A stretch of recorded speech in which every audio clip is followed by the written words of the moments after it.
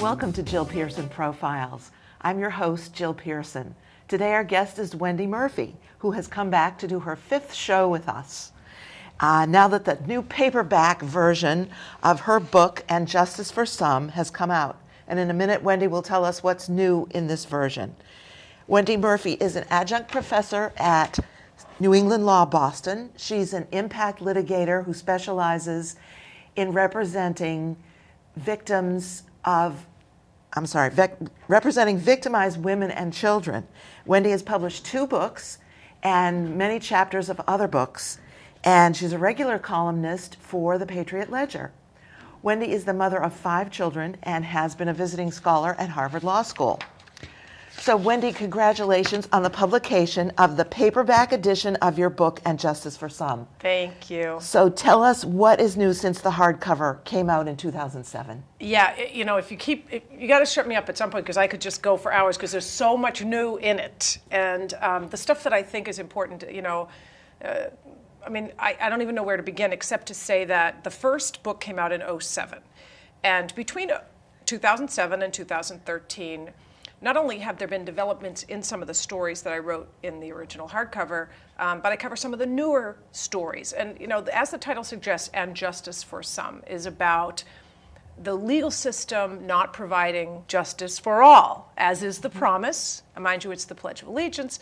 But, we do, I think, have a right to expect fairness in our legal system. The legal system should be better than the real world. And my book, sadly, tells a lot of stories about how terribly unfair it is, particularly to women and children. So the way that I teach that in the book is to explain through real stories about real trials what went wrong, how it went wrong, and maybe the thing people like the most, I think, in terms of the feedback I hear is that I reveal a lot of the dirty tricks. And you've been a prosecutor, I've been a prosecutor. The dirty tricks from within the system that produce unjust results are hard for the public to see because they're dirty tricks. And whether it's the judges or the lawyers or whatever, I think it's important that the public knows not only what to expect, but how to look more closely at what's going on when they do see a high-profile case, whether it's the O.J. Simpson case, the Kobe Bryant case, the Casey Anthony case. More recently, and it's still ongoing, the Jodi Arias trial in Arizona, which is a very odd case about a woman who was very angry that her boyfriend dumped her and was going to take another woman to a trip to the Caribbean or to Mexico. She was so angry she planned to kill him, and she in fact did kill him, and she stabbed him 30 times and almost sliced off his head and shot him in the face with a gun, and her defense is self-defense. So there's something so inherently weird about that. I think the public is watching with amazement saying, how does she get to say that this is self-defense? How do you kill somebody that much? There's so much overkill and get to claim self-defense because, as you know, under the law, you can only use self-defense to the extent it's necessary to repel the force against you. So if somebody's going to kill you, you can kill them, but you can't stab them 30 times and shoot them in the face and cut their head off and say that that was reasonably necessary force to defend yourself. So I cover that case a little bit, even though it's still ongoing. And most importantly, I provide what I think is very important insight about some of the cases that matter the most to women and children who are abused, and the most shocking stuff in there, in my opinion, relates to the JonBenet Ramsey case, which we've talked about a little bit on your program in the past. And for people who may not remember, it was 1996 when it happened, but most adults remember because it was such a riveting case. This is a little girl, JonBenet Ramsey from Colorado, who was 6 years old in 1996 when she was found dead on Christmas Day in the basement of was killed on Christmas night, found the day after Christmas in the basement of her family home in Boulder, Colorado.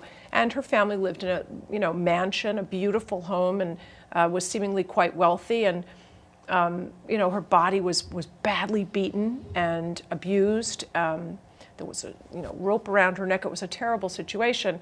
The parents, though originally suspected because it happened in their home, pretty quickly had PR teams on board, and over the course of the next 15 years, nobody was prosecuted, but a whole lot of fake stuff started to come out about, well, it was the stranger down the street, or it was the boogeyman around the corner, or it was some, scary guy from Thailand. John Mark Carr became a suspect at one point almost 10 years later, which a lot of folks remember because it was big news at the time. This man from Thailand, an American who was in Thailand, which is a place where there's a lot of child pornography and sex trafficking and so forth, confessed to killing this child. Boy, now the crime is solved. And, that's an easy explanation for the child's death, to believe that it was this monstrously bad guy from some foreign country who was ghastly and weird and decided to kill this little girl. We so don't want to believe that seemingly nice people like the Ramseys, the child's parents, could be so dastardly. They look so good on the outside. How could they be so dastardly on the inside that they would have killed their beautiful little 6-year-old child? It's so painful for us to believe that could be the truth, that we are willing to believe even the crazy cockamamie stories that make no sense. In fact, John Mark Carr, as I write in my book, only in the paperback, wasn't even in Boulder, Colorado at the time of the crime. And that was all clear pretty soon after it came out that he was involved. And yet we still hear people talk about, oh yeah, that guy from Thailand, boy, he confessed, so he probably did it. The thing that bothers me the most is that one of the reasons the public is so inclined to believe that it was someone other than the Ramseys is that it's so painful to imagine seemingly nice people being capable of killing their own beautiful 6-year-old daughter. It's so painful to imagine it, that we are willing to believe the absurd as an alternative, because it makes us feel better. Oh, thankfully it was some creepy guy from Thailand, and I don't have to accept that these very nice people did this. And the reason that bothers me, and the reason I spend a lot of time in the book talking about, and a whole chapter on the so-called I'm not the type defense as a dirty trick, is that if you don't have the willingness and the ability to believe that nice people can do terrible things, or seemingly nice people can do very bad things, then kids aren't protected. I mean, we have to be willing to be logical and rational and to accept where the evidence takes us, even if it means feeling uncomfortable. And so I really want people to be comfortable in their discomfort when it comes to things like child abuse and violence against women, so that we are more open to what truth looks like. And that in turn, I think, will make it easier for us to protect children from harm, because we'll notice the red flags better, among other things. And the truth often is that it's someone the child knows, or perhaps even the child's own parents. Almost always. And there's so much disturbing data, but it's, scientific evidence about what is really happening to the kids who are being sexually exploited and sexually abused and sometimes end up dead.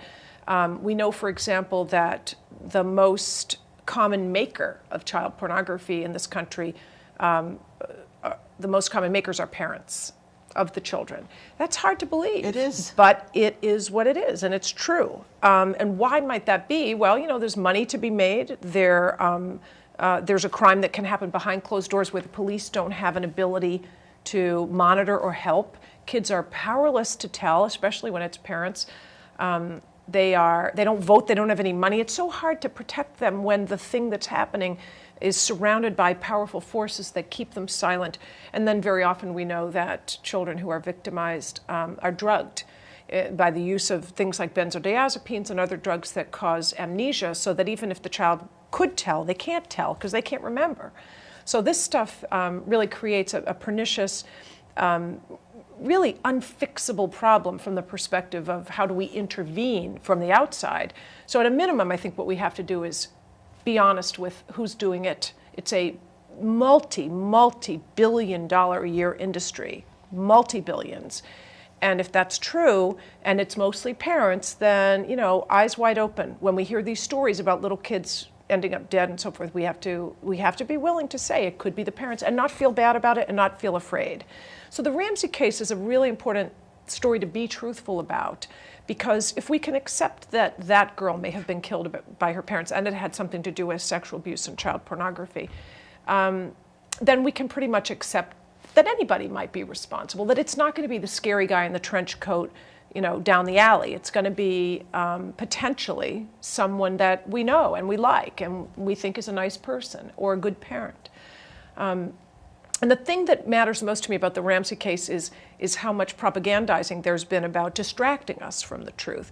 When when you're like me and you read the evidence and you've been a prosecutor and you have access to the autopsy and you get to see the documents that are in the public realm and you read it and you think, oh, well, I know what happened here, or I have a good sense of what happened here, and then you watch television and some person on behalf of the Ramseys is saying, yes, we think it was a man down the street dressed like Santa Claus.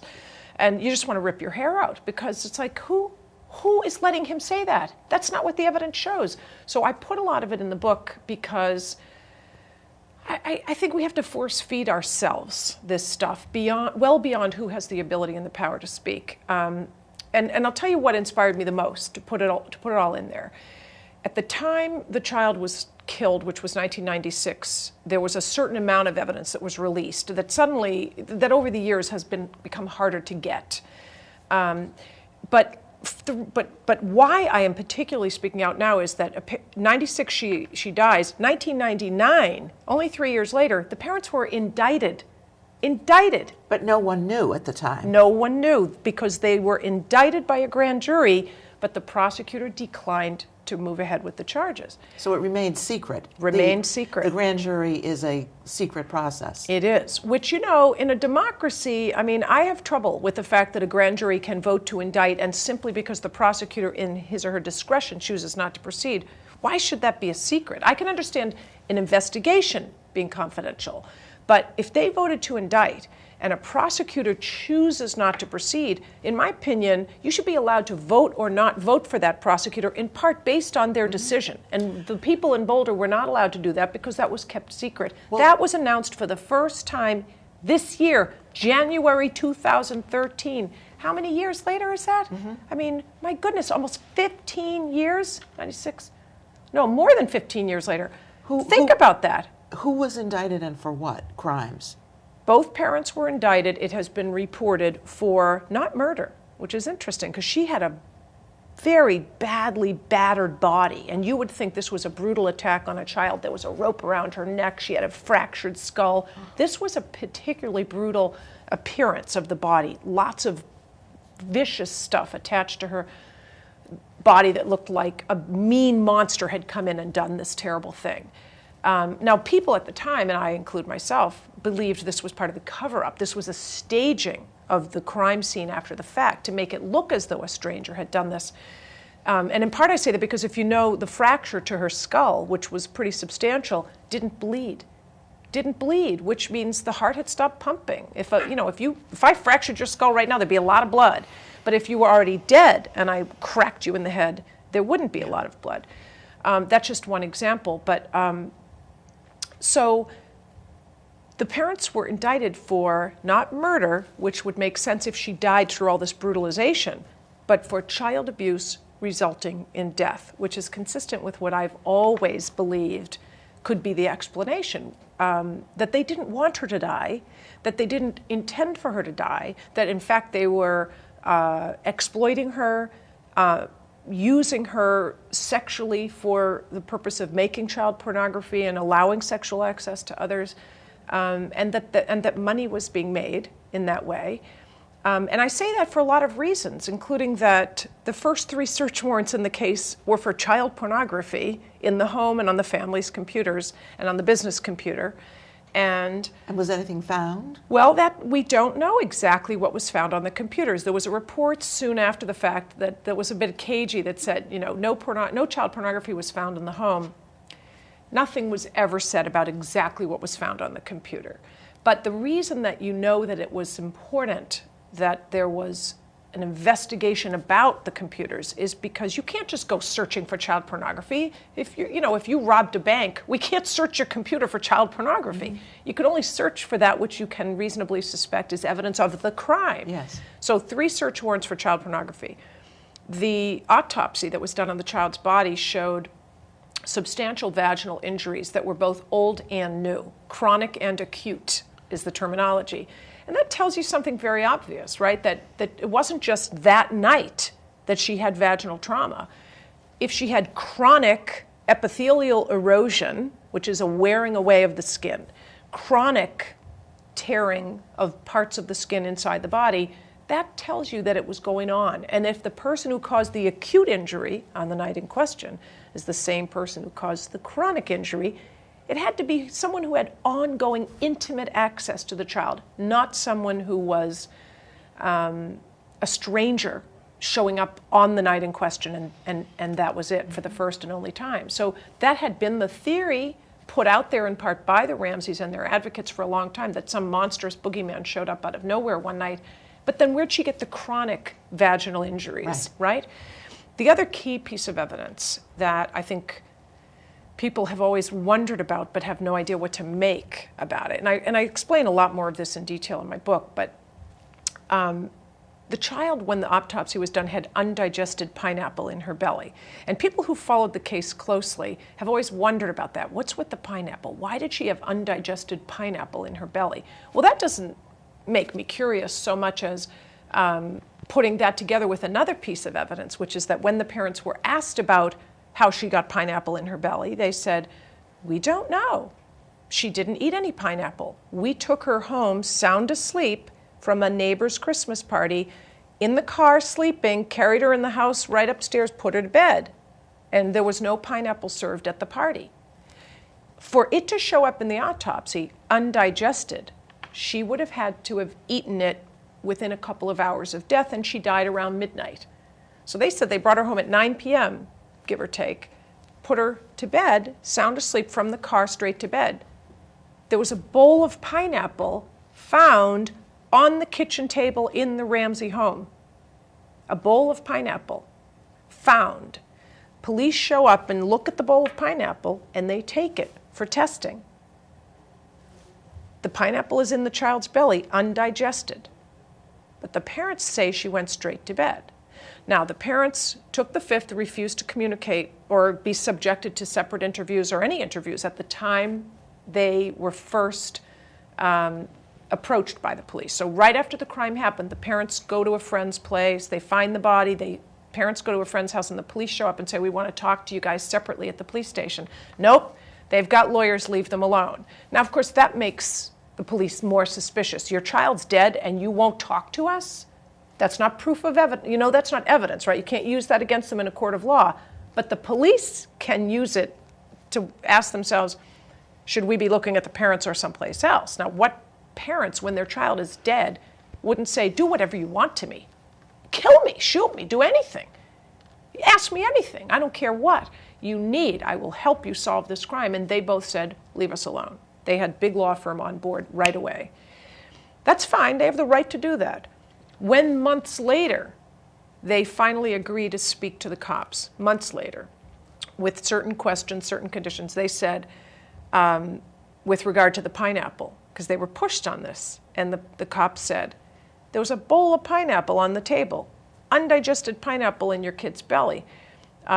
Patsy Ramsey, the mom's fingerprints were on the bowl or the spoon, and so she was pressed on this. "Well, what's with the pineapple? I mean, it's on your kitchen table." And she said, "Oh, but I would never have used that size spoon and that size bowl at the same time." You know, as if that was a defense too, "But your fingerprints are on it."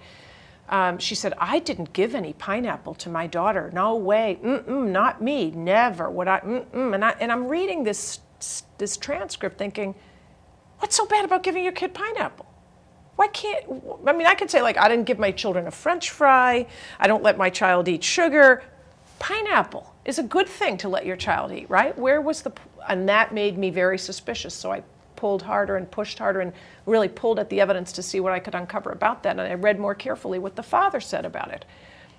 "John Ramsey, did you give your child pineapple?" "Never. Never would I have given my child pineapple. Never. No, not me. Bowl of pineapple, child with pineapple in the belly, both parents adamant that they didn't give her pineapple. And I thought, why? Why would a parent say so firmly it wasn't me? And it even got weirder. John Ramsey actually said in one of his interviews, "I was talking to my lawyer, and we both think, maybe the killer and John Bonet had a snack before the murder." Honestly. So why does the pineapple matter? Because in the Ramseys were also asked about the presence of drugs like Klonopin and benzodiazepines in the home. Nobody apparently using them for medical purposes. Were these prescription bottles? Prescription bottles. Made out to them? Made out to, well, I'm not 100% sure which of them, but Okay. I think one or both, or one or the other or both had Of them the in their parents. names. That's Okay. right. Prescription drugs that were, the focus of some questioning by cops in roughly the same space of time that the cops are asking about the pineapple. And, ding, ding, it's not that hard to put it together.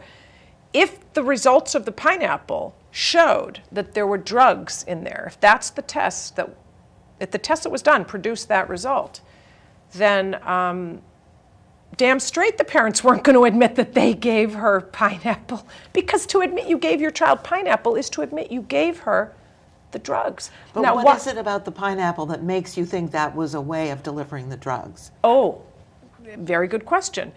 If you've ever had a child and you have to give a child something bitter, and drugs like Valium and Klonopin, they're very bitter.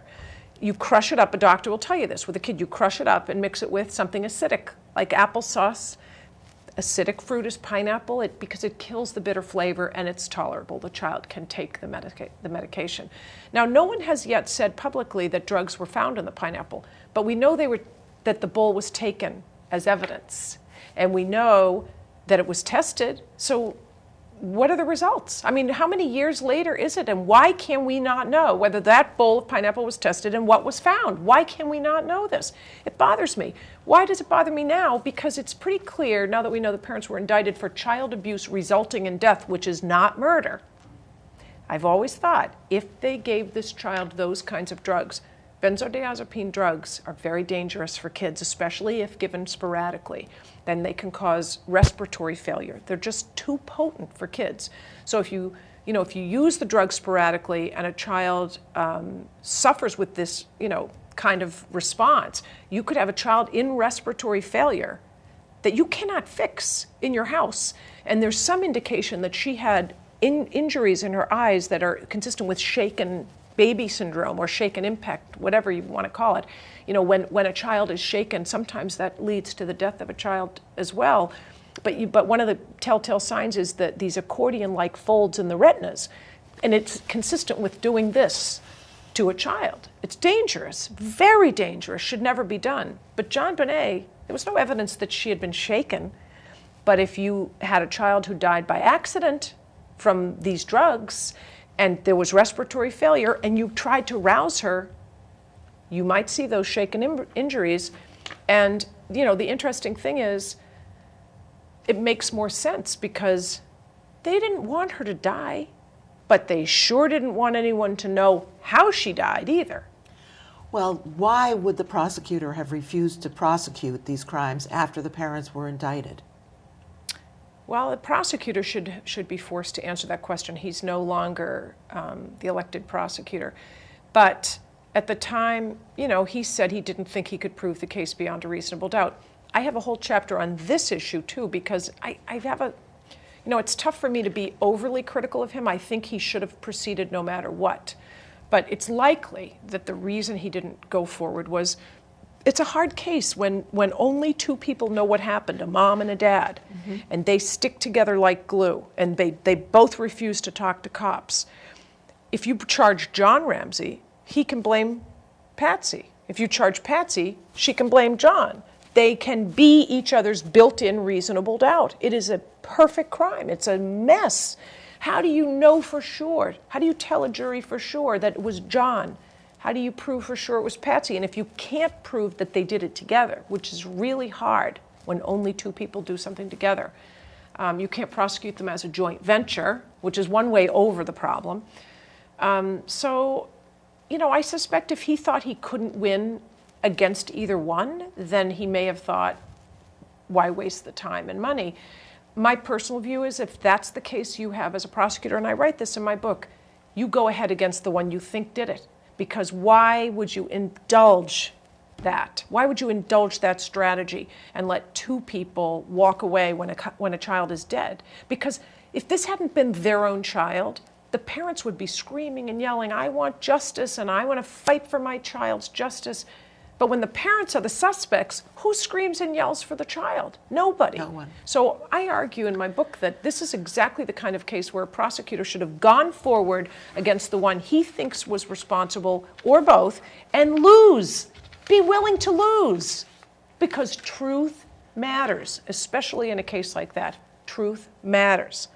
And the truth has not been told in that case, and therefore, we have a country full of people who, even if they think the parents were weird or suspicious, they don't really have a good sense of exactly why that child died. And so the next little girl who ends up dead in those circumstances isn't going to get the reaction that she deserves either. Another little girl who ends up dead in a basement or in a swamp, and we say, oh, how did she die? Oh, must have been that same boogeyman kind of guy that went in and got JonBenet Ramsey. We need to tell the truth so that these kids can at least have justice, a little bit of justice.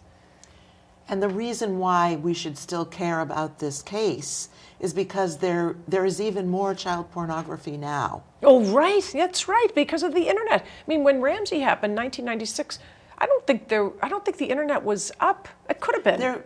It was up. It did exist then, but I don't know if there was porn on it. Well, there probably was. There probably was, but whatever it was just in its infancy in terms of being organized and, the technology.